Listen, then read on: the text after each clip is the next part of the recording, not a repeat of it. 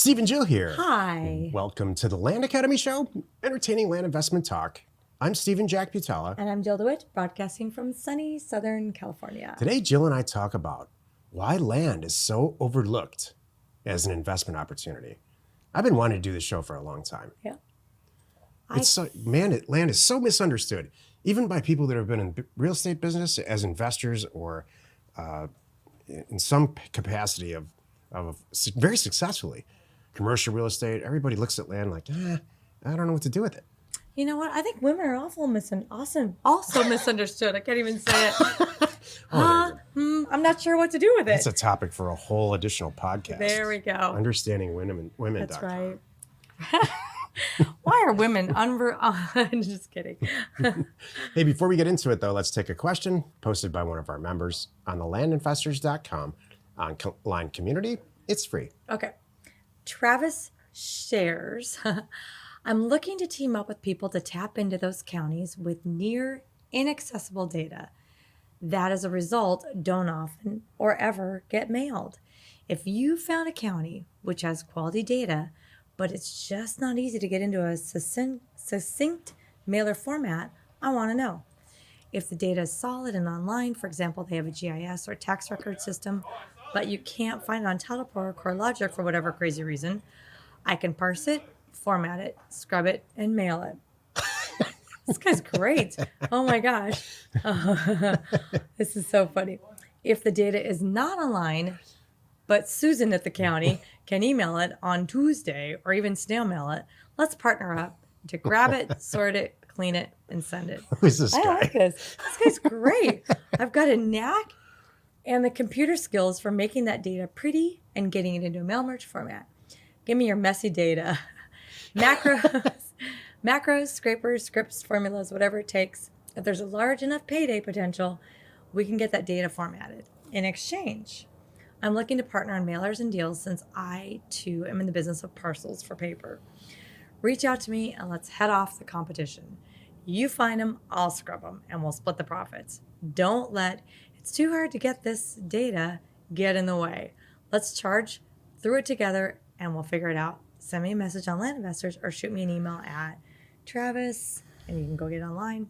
I'm looking forward to hearing from you and wish you happy hunting. How cool is he? Travis, here's my email. It's jack@landacademy.com. That's the one that you should use. I have a list of counties that I know fit into this criteria perfectly. Right.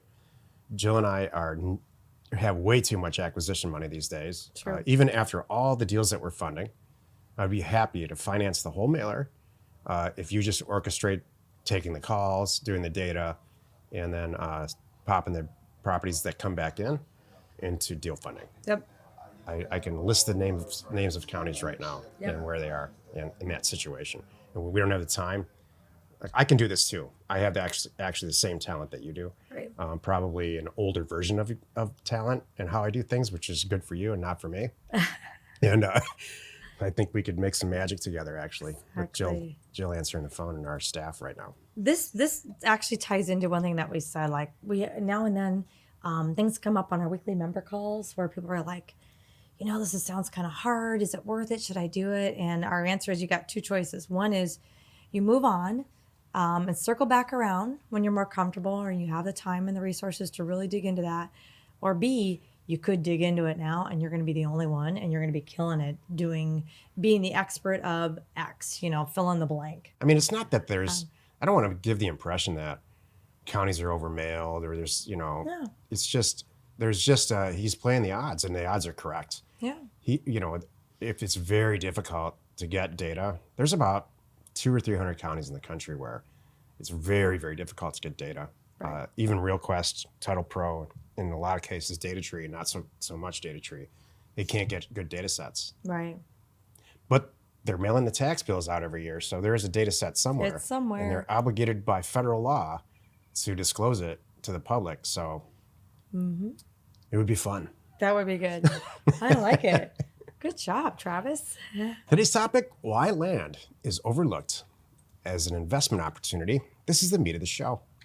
Jill's feverishly scribbling notes on this. So take it away, Jill.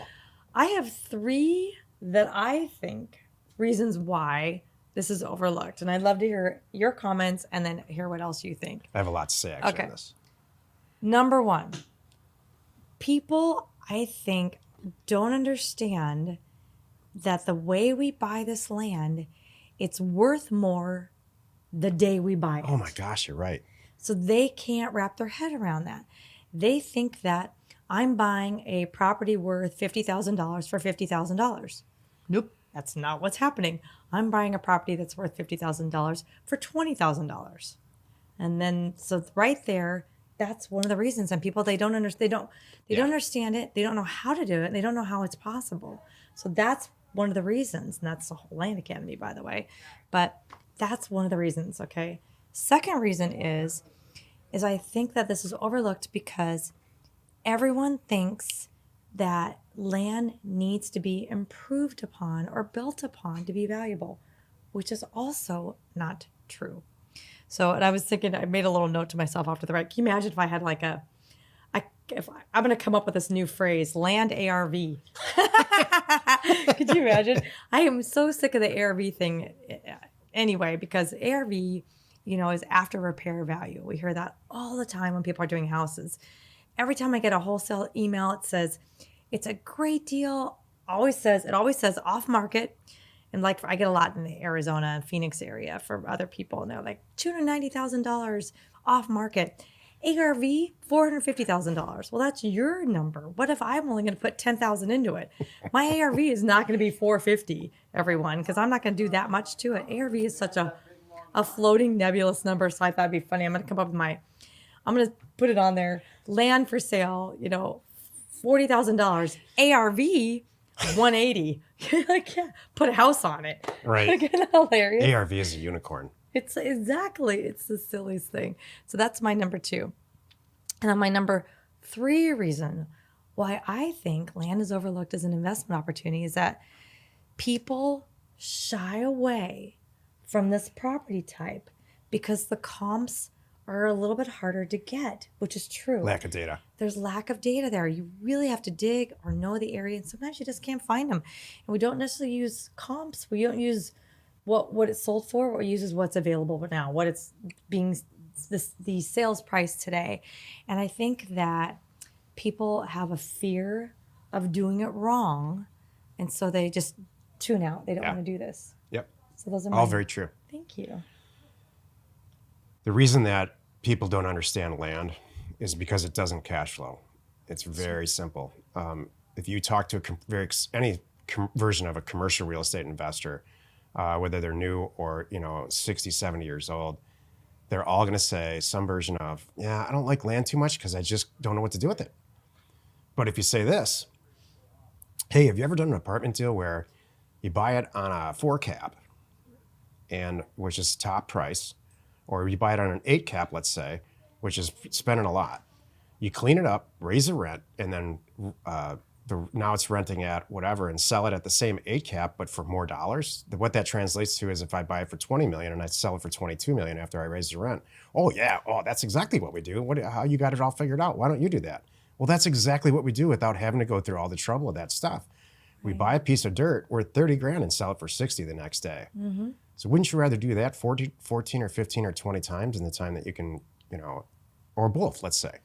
So when you explain it that way, then you get their attention. Mm-hmm. And they also don't understand data. So and the reason that this works is because we're data people. We're data people first and real estate people second. True.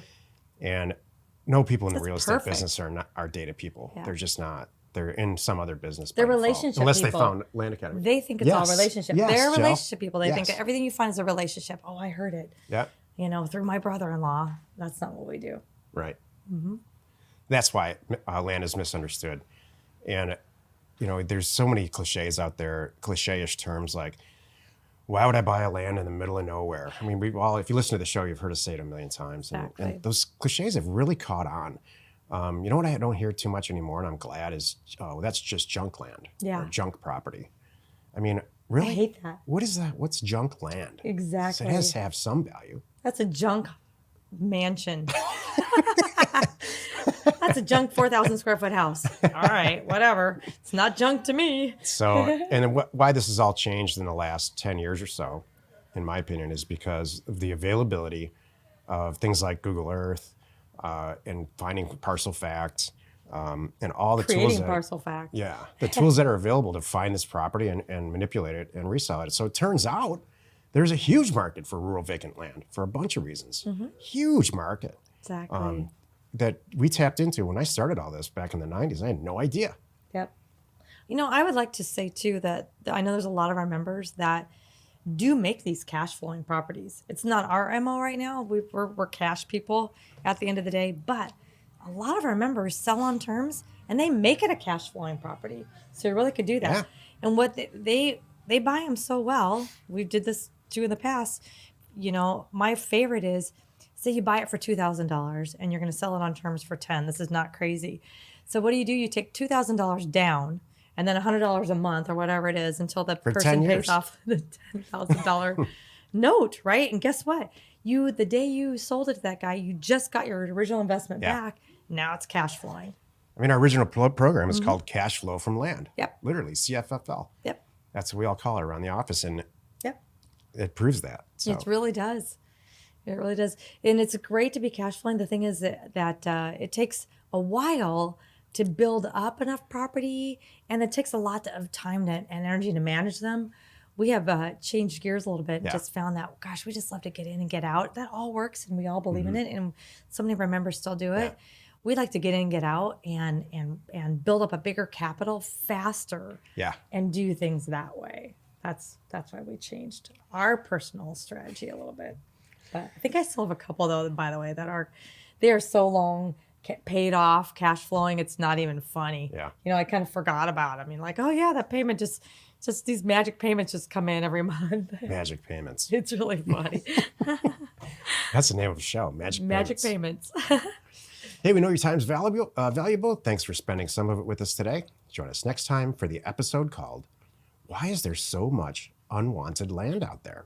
And we answer your questions posted on our our online community found at landinvestors.com. It is free. You are not alone in your real estate ambition.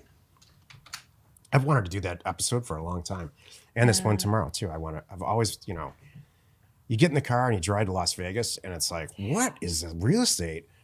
There's so much land out here. What's Right. going on with this? I swear that's why people like get on their phone and find Land Academy, and you're like, Yep. I completely agree. Wherever you're watching or wherever you are listening, please subscribe and rate us there. we are Steve and Jill. Information and inspiration. to buy undervalued property.